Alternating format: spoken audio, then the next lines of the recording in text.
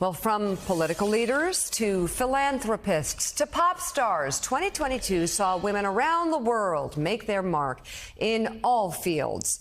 But who made the biggest impact this year? Forbes Women set out to determine just that with its annual list of the world's 100 most powerful women. The list is out this morning, and here to break the news on it and break it down is the editor of Forbes Women and the driving force behind the Forbes 50 over 50 lists as well, which have gone global, Maggie McGrath. Maggie, it's good to see you. So I'm so excited about this.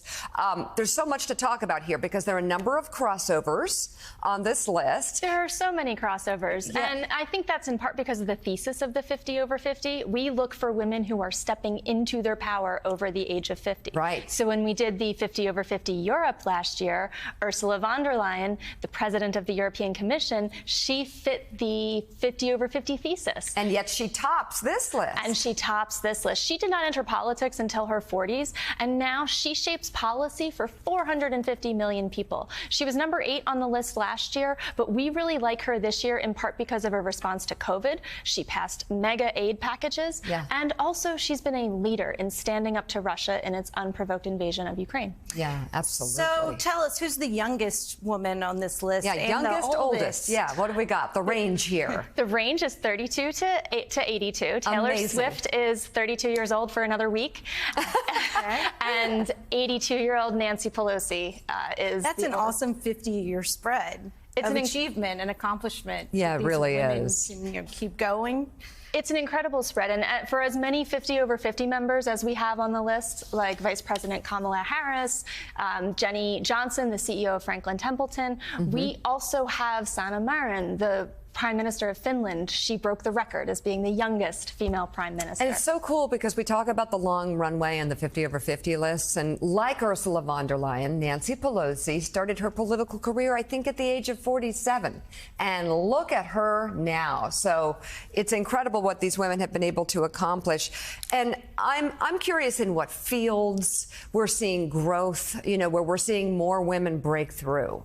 We see a lot in politics. We have von der Leyen, for instance, who rose the ranks this year because of her leadership. I mean, we did see weakness in the tech sector this year. We've seen what's happened with the markets. So that's allowed women in policy and politics to rise to the ranks and what they're doing for fighting inflation and just providing leadership and guidance in this critical moment. We are also seeing more women than ever leading in finance. Interesting. Indeed, this list. That's a man's world usually. And we love to see women leading companies, and not just companies, leading stock exchanges. On this list is Lynn Martin. She leads the New York Stock Exchange. We have Adina Friedman, the head of the NASDAQ. Janet Yellen. We have Janet Yellen, who leads the Treasury, and we also have Laura Cha, who leads the Hong Kong Stock Exchange. So it's not just in the U.S., it's completely global. And you have Jenny Johnson on the list as well. Tell us about her. She is 58 years old. She leads Franklin Templeton. It is a $1.5 trillion asset under management firm. And, you know, like the other women on this list, she cares about closing the gender equity and wealth gaps. There is an honoree who is receiving her honor posthumously. Can you talk about her? And that's the first time for this list, right? That is the first time for this list. Every year we use the number 100 spot as a way of acknowledging women who aren't traditionally powerful. This year we decided to acknowledge Gina Mahsa Amini. She was killed in September, and her death at the hands, allegedly, of Iranian's morality police have sparked protests unlike any that we have ever seen. They are going on 80 days straight now, and my sources say it's the first women-led revolutionary moment the world has seen. It is not the first time Iranian women have protested for their rights.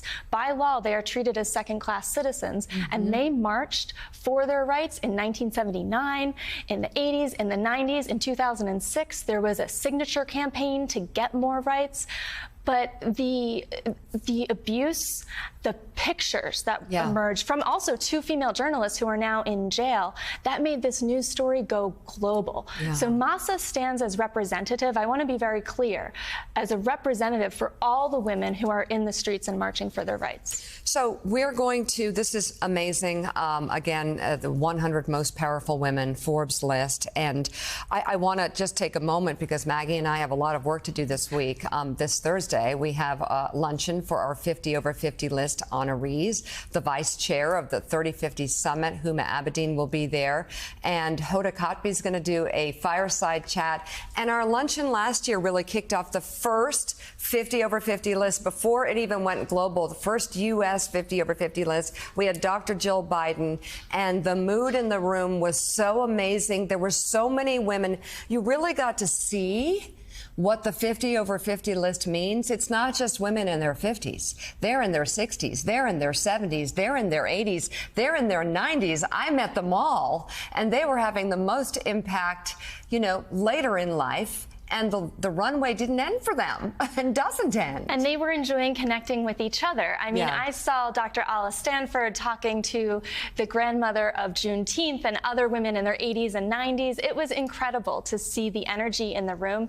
And I'm excited to see it again this week. We're going to honor Hoda at this Thursday's lunch. Stay tuned for details about our 3050 Summit as well. That's taking place in Abu Dhabi, which is March 7th through 10th, right around and on International Women's Day. We're going to be joined by the world's most powerful women, including many of our list makers from around the world. So head to Forbes.com or KnowYourValue.com for more information on that as well. And you'll be hearing much more about this on Thursday. We're going to have some big news, some 3050 news to break as well. Editor of Forbes Women, Maggie McGrath, thank you so much. Great job.